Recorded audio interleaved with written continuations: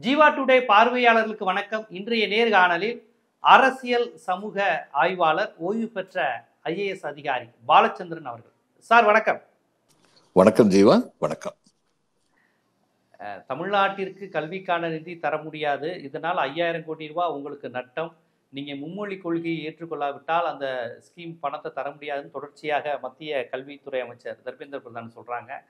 இந்த நிலையில் பாஜகவினுடைய மூத்த தலைவர் பொருளாளர் SR சேகர் ஒன்று சொல்லியிருந்தாங்க, வரி கட்ட முடியாதுங்கிற ரேஞ்சுக்கு தமிழ்நாடு அரசு போச்சுன்னா நாங்கள் தமிழ்நாடு அரசியை கலைச்சிருவோம் அப்படிங்கிற மாதிரி பேசினாங்க. சுப்பிரமணிய சாமி வந்து ஹிந்தி படிக்கிறத தடுக்கிறாங்க இந்த தமிழர்கள், அதை இந்த கவர்மெண்ட் தடுத்துச்சுன்னா 356 பிரிவை பயன்படுத்தி தமிழ்நாடு அரசை கலைப்போங்கிறாங்க. அரசியல் ரீதியாக அவங்க விமர்சனங்கள் வார்த்தைகளை பேசினாலும் சட்ட ரீதியான வாய்ப்புகள் என்ன சார் இருக்கு இப்போ இவங்க வைக்கிற விமர்சனங்களுக்கு? இல்ல, ஆர்டிகல் 356 வந்து அது என்ன சொல்லுதுன்னா, ஒரு ஸ்டேட்ல வந்து கான்ஸ்டிடியூஷனல் மெஷினரி ஃபெயில் ஆயிடுச்சுன்னா நீங்க அந்த ஸ்டேட் கவர்மெண்ட்டுடைய அசம்பிளியை வந்து அனிமேட்டட் சஸ்பென்ஷன்ல வச்சுட்டு கவர்மெண்ட்டை கலைச்சிடலாம் அப்படின்னு சொல்லுது. ஒரு காலத்துல இஷ்டம் போல ஸ்டேட் கவர்மெண்ட்டை கலைச்சிட்டு இருந்தாங்க. 1977 வந்து மிஸ்ஸஸ் காந்தி தோத்த உடனே ஜனதாதள் கவர்மெண்ட் வந்து காங்கிரஸ் ரூல்டு ஸ்டேட்ஸ் அத்தனையும் எம்ஜிஆர் கவர்மெண்ட்டையும் சேர்த்து 8 ஸ்டேட் கவர்மெண்ட்டை கலைச்சி விட்டாங்க. அதனாலதான் எம்ஜிஆர் வந்து 79ல எம்ஜிஆர் வந்து கேட்டாரு, நான் என்ன தப்பு பண்ணேன்? இல்ல, 77ல இவங்க கலைச்சாங்க, அந்நேரம் எம்ஜிஆர் பதவிக்கு வந்து வந்தாரு. அடுத்து 79ல வந்து இவங்க மறுபடியும் மிஸ்ஸஸ் காந்தி வந்து பதவிக்கு வந்த உடனே அந்த ஜனதா பார்ட்டி கவர்மெண்ட் அத்தனையும் கவுத்து விட்டாங்க, கூடவே எம்ஜிஆர் கவர்மெண்ட்டையும் சேர்த்து கவுத்து விட்டாங்க. அப்ப எம்ஜிஆர் வந்து அந்நேரம் கேட்ட ஒரே கேள்வி, நான் என்ன தப்பு பண்ணேன்னு என்னைய கலைச்சாங்கன்னு ஜனங்கள்ட்ட கேட்டாரு. ஜனங்களுடைய அனுதாபம் அவருக்கு இருந்துச்சு. That's a point. அதுக்கப்புறம் வந்து பொம்மை கேஸ்ன்னு சொல்லி ஒரு கேஸ்ல வந்து சுப்ரீம் கோர்ட்டு கிளியரா சொல்லிருச்சு, எந்த காரணங்களுக்காக நீங்க வந்து ஒரு மாநில அரசுடைய அரசாங்கத்தை வந்து கலைக்கலாம், நீங்க இஷ்டப்படியெல்லாம் விளையாட முடியாதுன்னு சொல்லிட்டாங்க. அதாவது எசென்ஷியலி கான்ஸ்டிடியூஷனல் மெஷினரி ஃபெயில் ஆயிடுச்சுன்னா கலைக்கலாம்.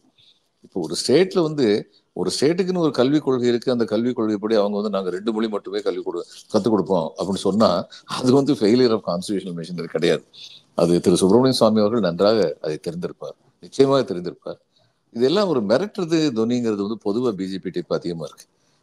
இவர் வந்து சொல்றது வந்து சிஎம் வந்து சொல்றது வந்து, நீங்க எங்களுக்கு கொடுக்க வேண்டிய பணத்தை கொடுக்கலாம், நாங்க வரி கொடுக்க மாட்டோம். இதெல்லாம் ஒரு பொலிட்டிக்கல் ஸ்டேட்மெண்ட். உன்னுடைய வரி கொடுக்கலாம் உன்னை டிஸ்மிஸ் பண்ணிடுவோங்கிறாங்களே, அப்ப இவங்களுக்கு கொடுக்க வேண்டிய பணத்தை கொடுக்கலங்கிறதுக்காக சென்ட்ரல் கவர்மெண்ட் யார் டிஸ்மிஸ் பண்றது? நெருக்கடிகளை வந்து மாநில அரசுக்கு பல விதத்திலேயே உருவாக்குறாங்க இந்த ஒன்றிய அரசு அப்படிங்கிறது உண்மை. நம்ம ஒரு சிக்கலான காலகட்டத்துல தான் இருக்கோம்னு நான் நினைக்கிறேன். அதாவது ஜனநாயகத்தின் முறைப்படி தேர்ந்தெடுக்கப்பட்டவர்கள் ஜனநாயகத்தை குழி தோண்டி புதைப்பதற்கான செயல்களில் ஈடுபட்டு கொண்டிருக்கிறார்கள் அப்படிங்கிறது தான் இன்னைக்கு நடக்கிறது. இது பார்லிமெண்ட்டுக்குள்ள வச்சு ராஜா, டிஎம்கே நாடாளுமன்ற உறுப்பினர் ராஜா வந்து ஒரு பிஜேபி உறுப்பினர், பெண் உறுப்பினர் நினைக்கிறேன், அதிகமா பேசினீங்கன்னா ஈடியை விட்டு உள்ள வச்சிருவேன்னு சொல்லி மிரட்டினாங்க. இது எவ்வளவு பெரிய தப்பு! அப்படி மிரட்டக்கூடாதுன்னு சொல்லி பிஜேபி வந்து அவங்களுக்கு எதிராக ஏதாவது சொல்லிச்சா? கவர்னர் வந்து இங்க தமிழ்நாட்டுல பண்றது அத்தனையும் ரொம்ப பெரிய தப்புன்னு சுப்ரீம் கோர்ட் சொல்லிருச்சு. கவர்னர் வந்து, நீங்க தமிழ்நாடு தேர்ந்தெடுக்கப்பட்ட அரசு, அரசியல் சட்டத்திற்கு உட்பட்டு என்ன சட்டங்கள் இயற்றினாலும் அவைகளை நீங்கள் ஆமோதிக்க வேண்டும்.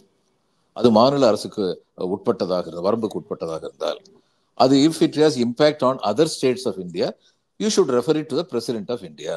இதுதான் சட்டம். உங்களுக்கு அதுல திருப்பி நீங்க திருப்பி அனுப்பலாம். மறுபடியும் அவங்க வந்து ரீட்ரேட் பண்ணாங்கன்னா நீங்க அப்ரூவல் கொடுத்தான் தீரணும். நீங்க ரிஜெக்ட் பண்ணா அதுக்கான காரணத்தை சொல்லணும். ரொம்ப கிளியரா இருக்கு கான்ஸ்டிடியூஷன் வந்து.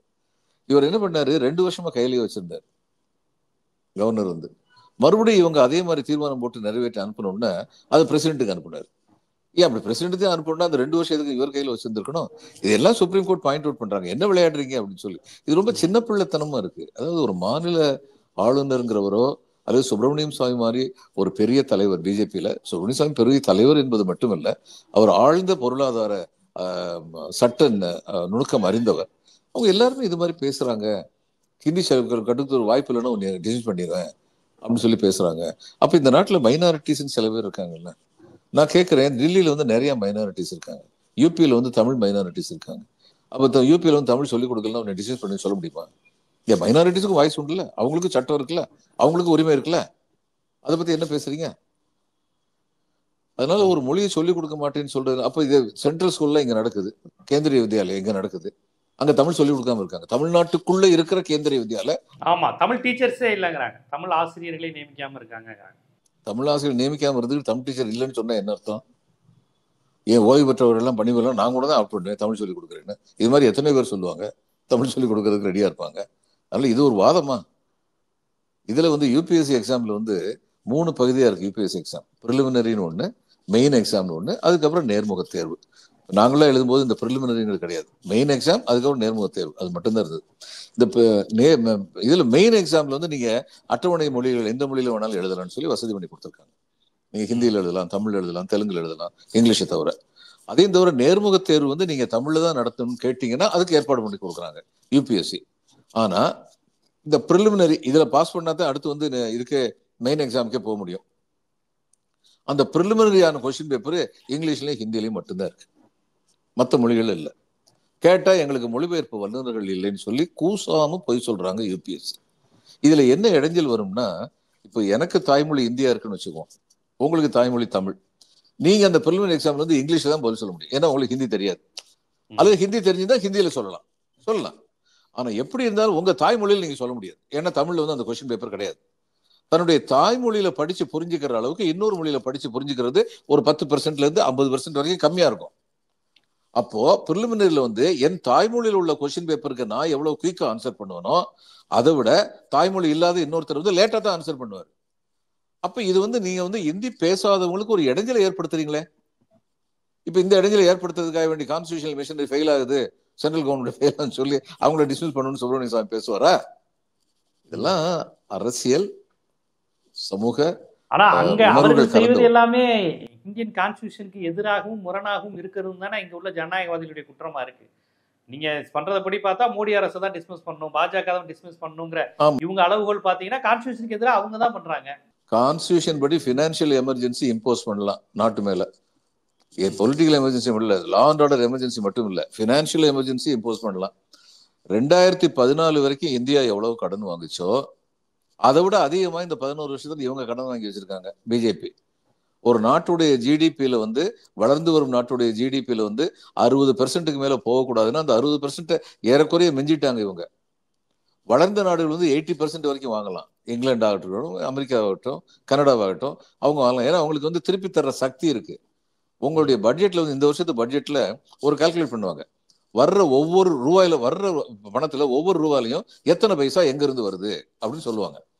அதே மாதிரி ஒவ்வொரு ரூபாயிலையும் எத்தனை பைசா எங்க போகுது அப்படின்னு சொல்லுவாங்க. இப்ப வர்றது எங்க இருந்து வருதுன்னு சொல்லி பார்த்தா இன்கம் டாக்ஸ்ல வந்து 20% வருது, கார்பரேட் டாக்ஸ்ல 17% வருது, ஜிஎஸ்டில 18%. நான் கரெக்டா சொல்ல, ஏறக்குறைய இந்த மாதிரி இப்படி சொல்றவங்க லோன் வாங்குறதுல 24% வருதுன்னு போட்டிருக்காங்க பட்ஜெட். அடுத்து போறது அதுல லோனுக்கு இன்ட்ரெஸ்ட் இதெல்லாம் கட்டி இன்ட்ரெஸ்ட் இன்ஸ்டால்மெண்ட் இதெல்லாம் கட்டுறோம்ல, அதுக்கு நம்ம அரசு செலவழிக்கிற ஒவ்வொரு ரூபாயிலையும் 20 பைசா அதுக்கு போகுது. கல்விக்கு 2% 2 பைசாவும் 3 பைசாவும், டிஃபென்ஸுக்கு மேபி 7 பைசா 8 பைசாவும். அப்ப 20 பைசா எங்க போறது வந்து அது இல்லாம இருந்தா அல்லது குறைச்சிருந்தா அந்த பணத்தை வச்சு மற்ற நல்ல திட்டங்கள் வந்து செயலாக்க முடியும்ல. அப்ப இவங்க என்ன லட்சணத்துல இவங்க ரூல் பண்ணிட்டு இருக்காங்க இந்தியாவை? ஸ்மால் அண்ட் மீடியம் என்டர்பிரைசஸ் வந்து காலி ஆயிருச்சு, இதுதான் உண்மை. இந்த நாட்டுல வந்து இப்ப வந்து ஸ்டாக் மார்க்கெட் கொஞ்சம் தற்காலிகமா கீழே விழுந்திருக்கு ட்ரம்ப் வந்ததுக்கு அப்புறம். ஏன்னா ஸ்டாக் மார்க்கெட் வளர்ந்துகிட்டு இருந்துச்சு, ஆனா பொருளாதாரம் வளரல, இதுதான் உண்மை. விவசாயிகளுடைய வருமானம் இந்த ரியல் இன்கம்னு சொல்லுவாங்க. இப்ப ரியல் இன்கம்ங்கிறது என்னன்னா, எனக்கு வந்து ஒரு மாசத்துக்கு வந்து ஒரு விவசாயியா எனக்கு 3000 ரூபாய் கிடைச்சிட்டு இருக்குன்னு வைங்க. போன வருஷம் அந்த 3000 ரூபாயில எனக்கு வந்து 1 கிலோ அரிசிக்கு வந்து எனக்கு வந்து 60 ரூபா ஆச்சு போன வருஷம்.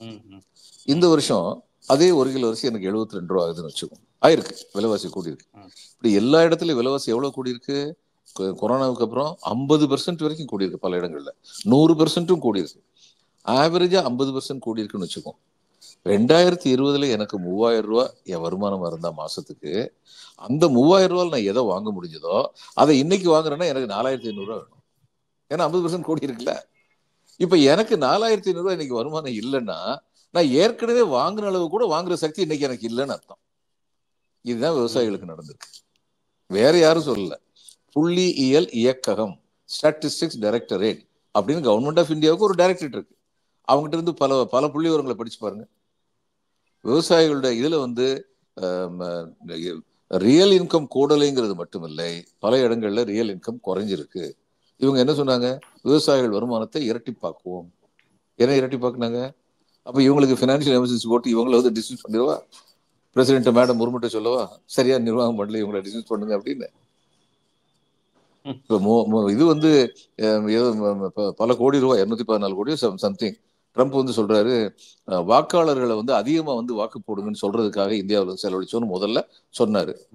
முதல்ல சொன்ன உடனே இவங்க வந்து காங்கிரஸ் தான் இது காரணம், காங்கிரஸ் தான் இது காரணம் ஆரம்பிச்சாங்க. இப்ப அவர் சொல்லிட்டாரு, நான் என் ஃப்ரெண்டு மோதி தான் அந்த பணத்தை கொடுத்தேன்ட்டாரு, சொல்லிட்டாரு. இப்ப என்ன பதில் சொல்றாங்க? மழுப்புறாங்க. இல்ல அவங்க கொடுத்த மொத்த பணத்துல 2500 கோடி ரூபாய் நாங்க இதுக்கு அதுக்கெல்லாம் செலவழிச்சோம். நான் கேட்கறது, ட்ரம்ப் வந்து ஸ்பெசிபிக்கா இத்தனை கோடி ரூபாய் 214 கோடி என்னமோ சரி இல்லை இத்தனை கோடி ரூபாய் ஓட்டர்ஸ் அவேர்னஸை கூட்டி அவங்களை வந்து போலிங் பூத்துக்கு கொண்டு வர்றதுக்குன்னு சொல்லி அதுக்காக என் ஃப்ரெண்டு மோதிட்டு தான் கொடுத்தேன். அவர் சொல்றது நல்லா தான் சொல்லுது, என் ஃப்ரெண்டு மோதிட்டு தான் கொடுத்தாங்க. they should answer. இத்தனைய வச்சுக்கிட்டு இவங்க ஒரு ஸ்டேட் கவுண்டை பார்த்து இந்த ஸ்டேட் கவுண்ட்ல வந்து குறையில் அதையும் நிறுத்திட்டாரே ட்ரம்ப், போதும் இதுக்கு மேல $21 மில்லியன் அதை கொடுக்க முடியாதுன்னு சொல்லிட்டாரு. ஆமா கொடுக்க முடியாது, நான் எவ்வளவு கொடுத்தாலும் நீங்க என்னத்த பண்றீங்க, அதனால கொடுக்க மாட்டேன் அப்படின்ட்டு. இப்போ நான் கேட்கிறேன், யூபியிலே இவங்க 5 கிலோ தானியம் கொடுத்துருக்காங்கிறது பெரிய விஷயம். ஏன்னா யூபியில் அது வரைக்கும் ஒண்ணு கூட கிடைச்சது இல்லை, இவங்க வந்துதான் கொடுத்தாங்க. அந்த விசுவாசத்துல தான் யூபியில பெரும்பாலான மக்கள் 5 கிலோ நமக்கு மாசுக்கு கிடைக்குதுன்னு சொல்லி ஓட்டு போடுறாங்கிறது நிஜம். நான் கேட்கறது, சாப்பாட்டு கொடுத்தீங்களே, அதை தவிர அவங்க படிப்புக்கு என்ன பண்ணீங்க, அவங்க சுகாதாரத்துக்கு என்ன பண்ணீங்க? இப்ப இங்க வந்து நீங்க பாத்தீங்கன்னா, தமிழ்நாட்டு பாத்தீங்கன்னா சுகாதார கட்டுமானம், தமிழகத்தில் இருக்கிற சுகாதார கட்டுமானம் one of the best in India. கட்டுமானம், இன்ஃப்ராஸ்ட்ரக்சர். அடுத்து நம்ம இன்னும் இம்ப்ரூவ் பண்ணணும். அதாவது டாக்டர்ஸ் வந்து சரியான நேரத்தில் இருக்காங்களா, மருந்துகள்லாம் வந்து ஸ்டாக் இருக்கா, பிளாக் லெவல்ல ஸ்டாக், இதெல்லாம் நம்ம செக் பண்ணணும். ஆனா முதல்ல வந்து அந்த இடத்துல ஒரு இன்ஃப்ராஸ்ட்ரக்சர் கிரியேட் பண்ணணும், பண்ணதுக்கு அப்புறம் தான் இதெல்லாம் செக் பண்ண முடியும்.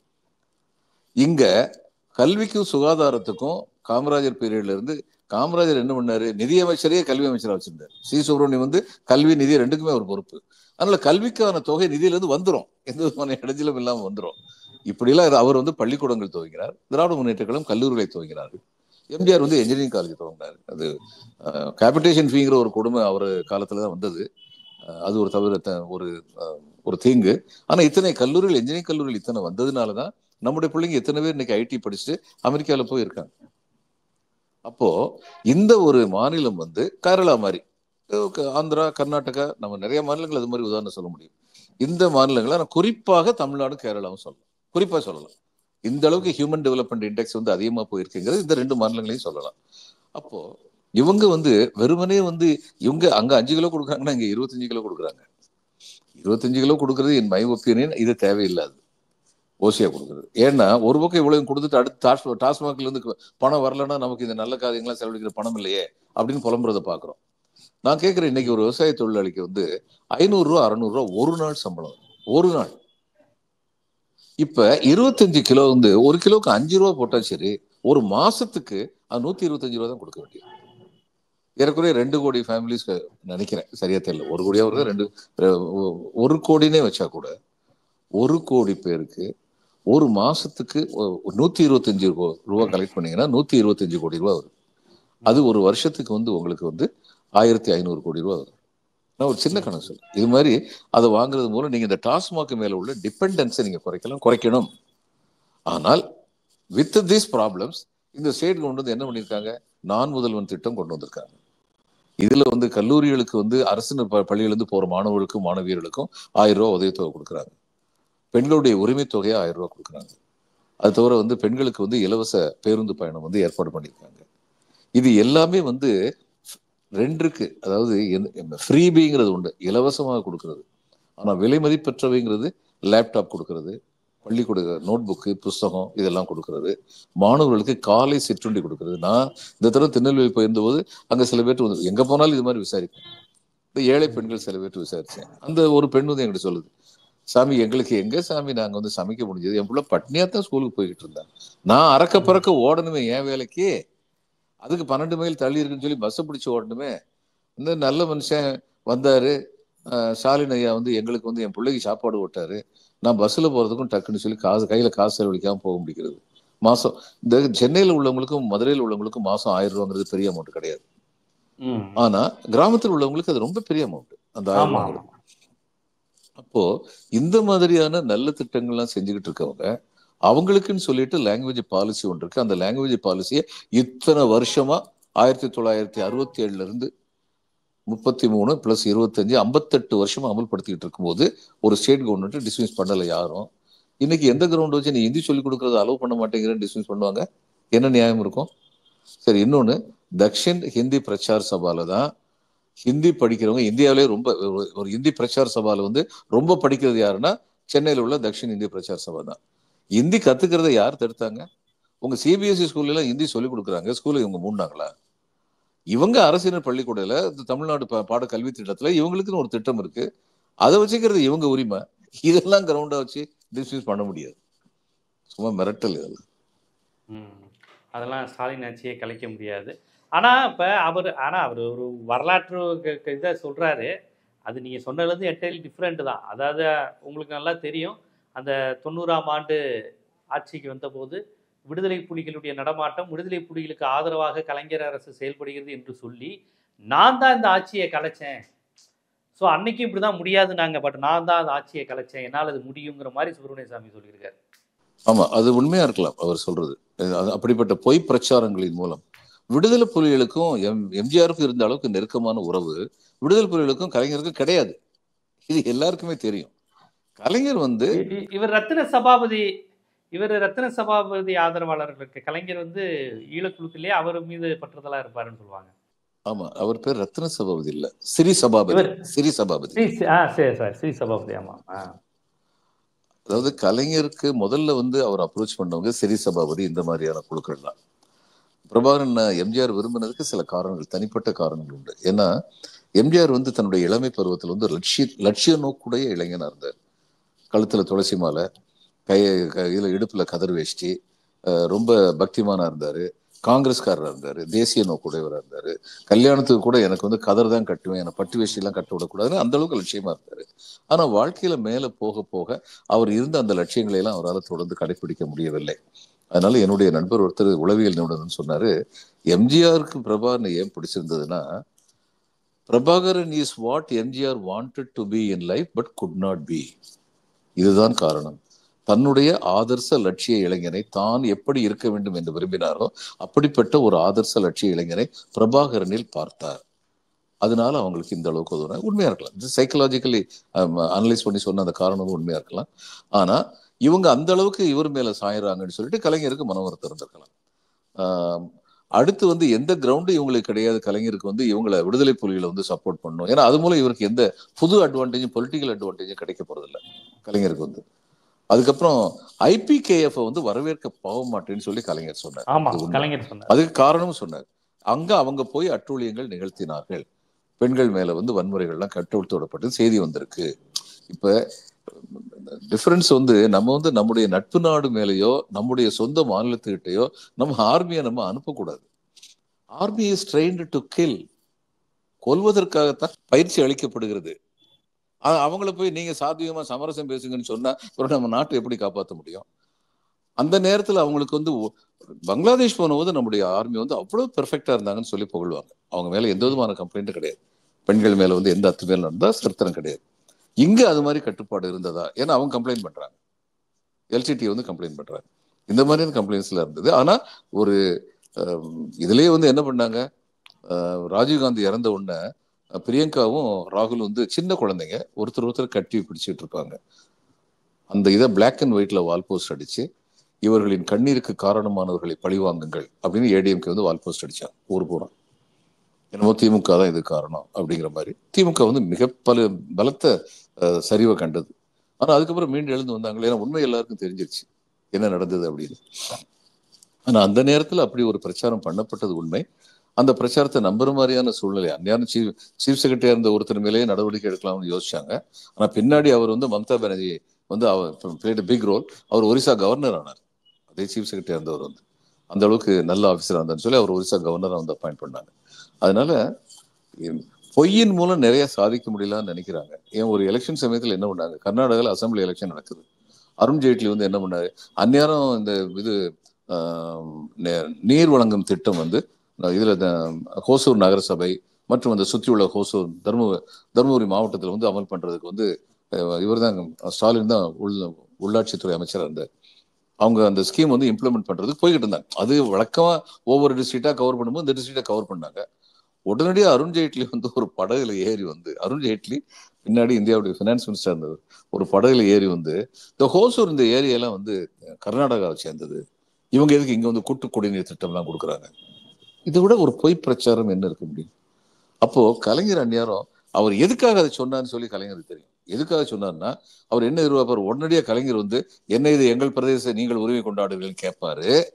உடனே கர்நாடகாவில் போய் பாத்தீங்களா காங்கிரஸ்காரனுடைய சப்போர்ட்டு டிஎம்கே அவங்க வந்து உங்களுக்கு சொந்தமான நிலத்தை அவங்க தங்களுடைய நிலம் சொல்லி சொல்றாங்க, காங்கிரஸ் வந்து வாயை போட்டுக்கிட்டு மௌனமா இருக்காங்க பாத்தீங்களா, அவங்களுக்கு ஓட்டு போடாதீங்க எங்களுக்கு ஓட்டு, இவ்வளவு கீழ்த்தரமான ஒரு அரசியல்.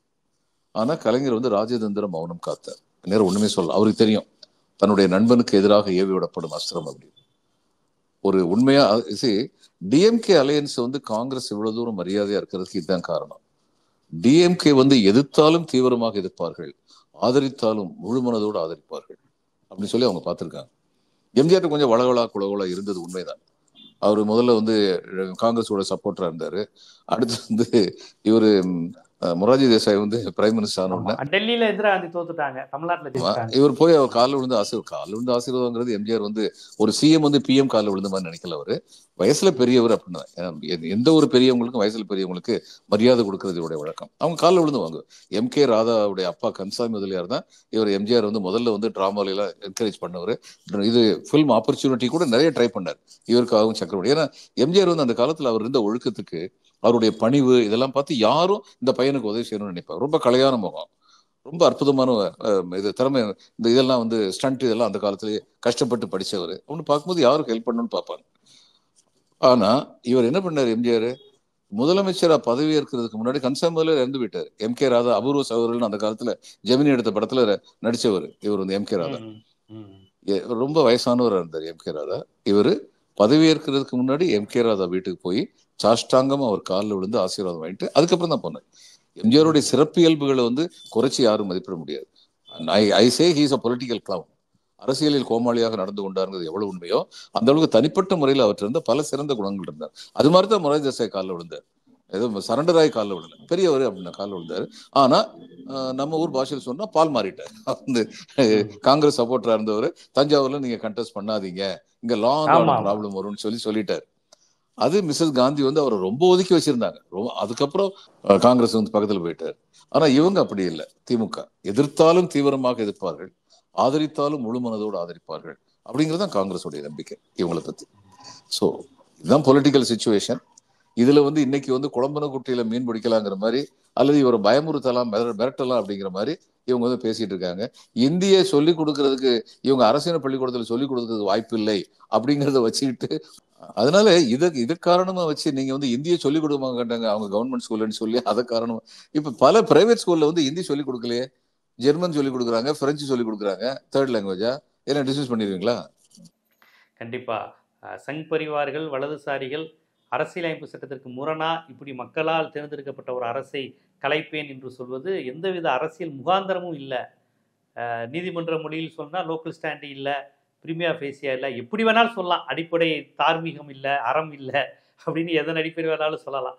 ஆனால் அவர்கள் கான்ஸ்டியூஷனுக்கு எதிராக டிஸ்மிஸ் செய்வதற்கான எல்லா கூறுகளுடன் ஆட்சி நடந்துகிட்டு இருக்கு, அதை பற்றி யாரும் பேசுறது இல்லைன்னு இந்த இடத்துல ஒரு இது. இப்ப முதலமைச்சர் அரசை இவங்க கவுக்கிறதுக்கு ஆளுநர்னு ஒரு கான்செப்ட் வச்சிருக்கிறாங்க, சில வரையறைகள் வச்சிருக்கிறாங்க. சென்ட்ரல் கவர்மெண்ட்டை கலைக்கிறதுக்குன்னு ஒரு அதிகாரமே கிடையாது, அப்படிதானே? யாரும் முடியாது, அப்படிதான் இல்ல, அதிகாரம் இல்ல. அதனால நான் நினைக்கிறது மாநிலங்களுக்கும் வந்து மக்கள் தான் எஜமானர்கள்.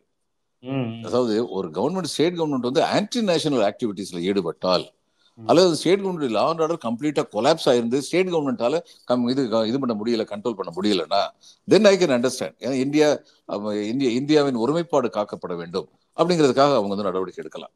மற்றபடி இதெல்லாம் ஸ்டேட் கவர்மெண்ட் எல்லாம் வந்து மக்களால் தேர்ந்தெடுக்கப்பட்டவர்கள் மக்களால் தான் தோற்கடிக்கப்பட வேண்டும். இப்ப லஞ்ச ஊழல் இருக்கு அப்படின்னா லஞ்ச ஊழல் ரொம்ப பெரிய தப்பு. எல்லா அரசியல் கட்சியும் லஞ்ச ஊழல் இருக்கு. எந்த கட்சி நீங்க வந்து இன்னைக்கு பதவியில் வச்சிருப்பீங்க லஞ்ச ஊழலுக்காக வேண்டிய நடவடிக்கை எடுக்கிறதுனா? பிஜேபி உட்பட எந்த கட்சியுமே பதவியில் இருக்க முடியாது. மக்கள் தான் தோற்கடிக்கணும்.